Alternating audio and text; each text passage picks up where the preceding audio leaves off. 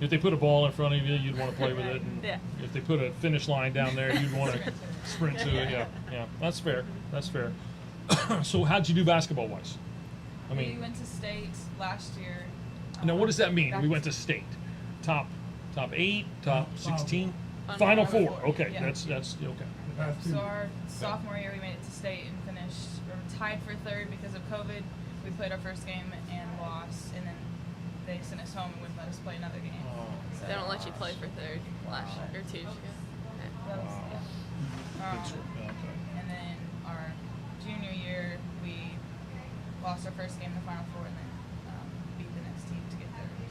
So. Gotcha. Wow, that's good stuff.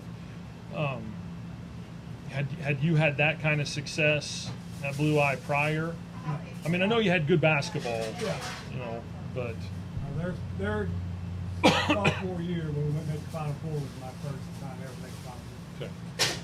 They also won district for the freshman year, so we won district 4 straight years. So they're trying to continue to make history. Yeah. Obviously, I always wanted 14 to state champion cross country. Volleyball is another sport where we won district for the first time as sophomores, no, freshman year. Yeah, Freshman year, they won district, first ever district championship at Blue Eye, their freshman year. And Wow. they won district this year. Wow. So, in basketball, of course, like I said, 2 years, we talked about track. Second year program, they were freshmen in state and track. And we were talking a little bit earlier. Coach mentioned, do you have a track now? We do have a track now. Okay. But when you were second place in the state, We're first. when you won a state championship, you did not have an actual track. No. Okay. Wow.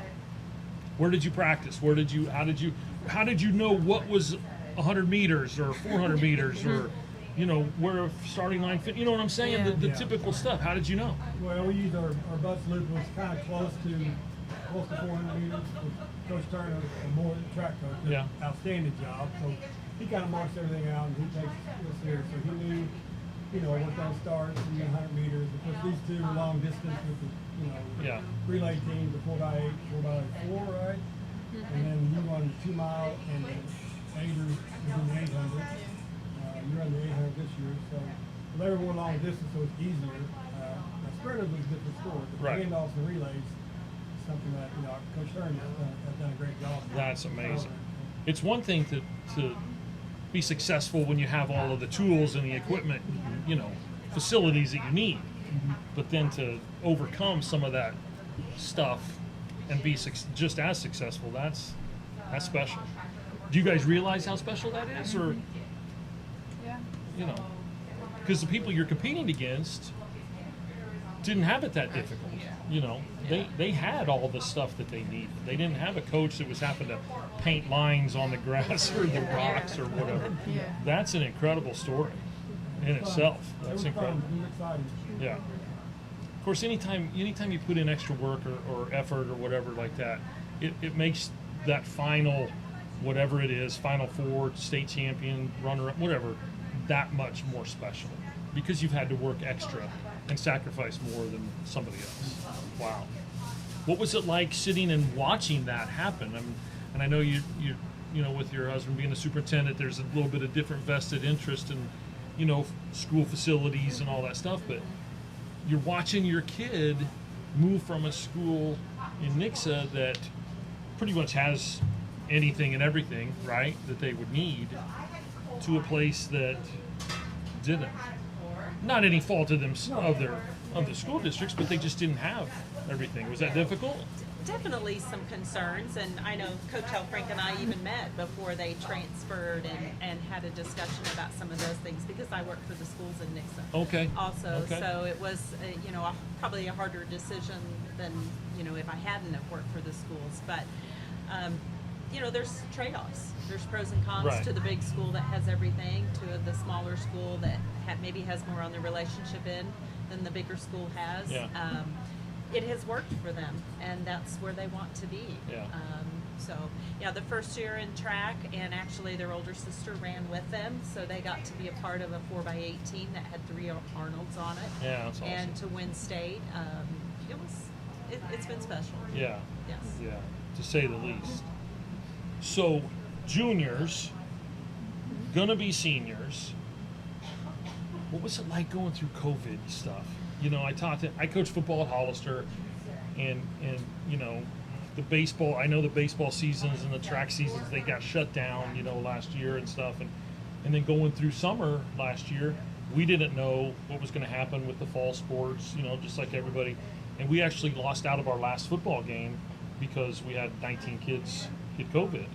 What was it like for you guys going through, you know, wondering, are we going to get back on the field? Are we going to get to compete again? What was that like for you guys? Definitely frustrating because we missed our junior, sophomore track season. So that was kind of frustrating because we'd won it the previous year, and we're hoping we had a couple more seniors that were coming back that would help the relay teams, and we were hoping to make it to state again. But yeah, that was kind of frustrating. Yeah. My nephew Reagan Ulrich was at Branson. He was a state champion in the pole vault his junior year, but then didn't get to defend it as a senior. So many hundreds and whatever of kids that went through situations like that. But as you look back on it now, and you've been able to get past it a year, do you find some type of an appreciation for, you know, you have something in your hands, kind of like an injury, right?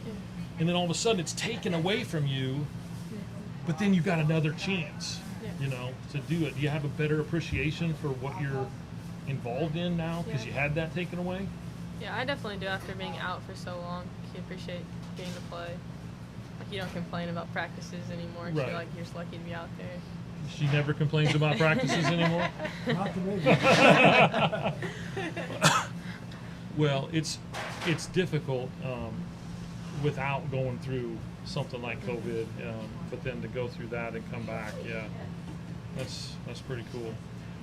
Okay, so pressure going forward? I mean, you feel pressure to repeat? Do you feel pressure to achieve something greater, bigger, or is it more of a desire, you know, and a goal? Maybe a little both. Not as much pressure. Just more desire after chasing the goals. Yeah. What about your goal to beat her? I'm still there. Yeah. Yeah. Are you gonna miss? Do you think about a year from now and all three are gone? I don't want to make you cry, but do you think about? Oh, I know we're going to miss it Yeah. a lot. And hopefully they're going to go on and do something at the college level. Still trying to decide what that would be right now. What if they don't? I'm going to be lost. So it's up to you to make sure mom isn't lost. It's our fault. But it is a huge part of our lives, and it has been for a long time. Yeah. So there'll be a void there. Yeah. We need to watch them. For sure. Potentially your last year, maybe not your last year coming up. Who knows? But but do you think that when you know these girls graduate, is it one of those times to say, all right, I'm done, I'm out. I helped, you know, some amazing kids go through. I will never have another group of, you know, like this. Does that weigh into your decision at all? No, not at all. I mean,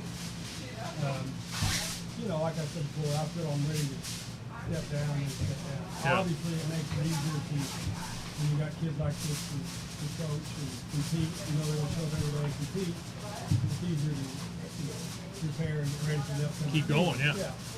But this group of kids, I mentioned Riley and Avery, but the group of juniors, I'll never forget when Dr. Arnold took the superintendent's job and told me that the 7th grade group, there's going to be 8th graders. And I told him, I said, this is a pretty athletic group. So I think Riley and Avery was feeling really well. Down there, a pretty good group. And there's like six juniors, I think, that play all sports. So this upcoming year is a pretty good year. They kind of set the bar. I mean, the bar was already high Yeah. at Blue Eye, but they set the bar high for not just basketball, but volleyball, cross country, track and field. Sure. So, you know, the thing about these two when they step on the floor, if you don't compete, then you better not step on the floor. Whether it's practice, it doesn't matter what it is. You're going to compete. Whether it's drills, you better compete. Yeah. And so, you know, I think they brought that more of that culture to not only the boys or the girls programs, but also the boys programs. We've all kind of,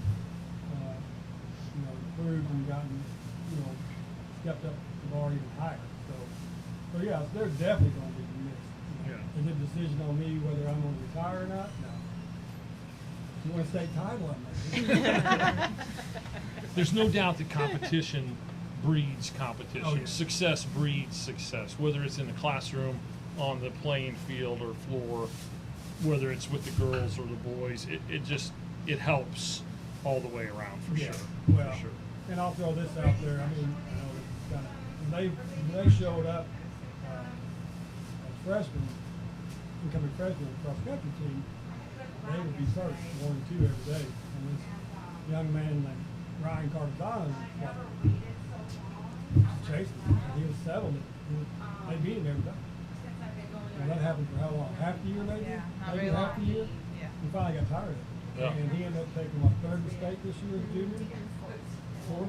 And turned into a heck of a cross country and basketball player all the way around. So that level of competition they brought,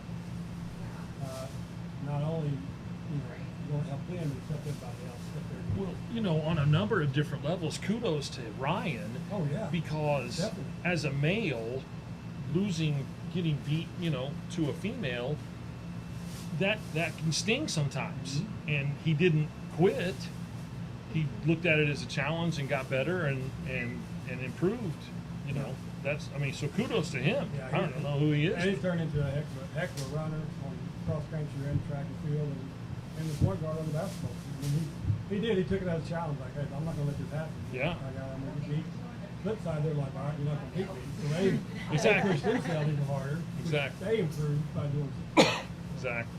How does it make you guys feel to know that you saw that happening with him, and you had a part in helping a young man, go higher than what he probably would have been able to had you not been there? How does that make you feel? Yeah, pretty good. Makes practices more competitive. Yeah, it's good seeing that we're kind of making a difference in Blue Eye. Yeah, an intern, he's like made all the boys a lot better. He encourages them to go out and run on weekends and everything. So kind of started something. Yeah, that's awesome. That's awesome.